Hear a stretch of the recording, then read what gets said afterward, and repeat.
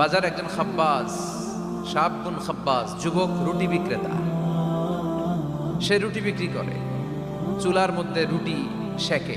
সে যে সালাম দিল, আসসালামু আলাইকুম, যুবক বলে ওয়ালাইকুম আসসালাম।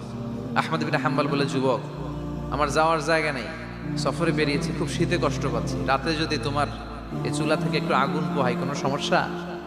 যুবক বলে, না না সমস্যা না, আহলান ওয়া সাহলান, খোশ আমদেদ, আসেন আসেন, আপনি আগুন পোহাইলে আমার সমস্যা কি? সুবহানাল্লাহ পড়েন।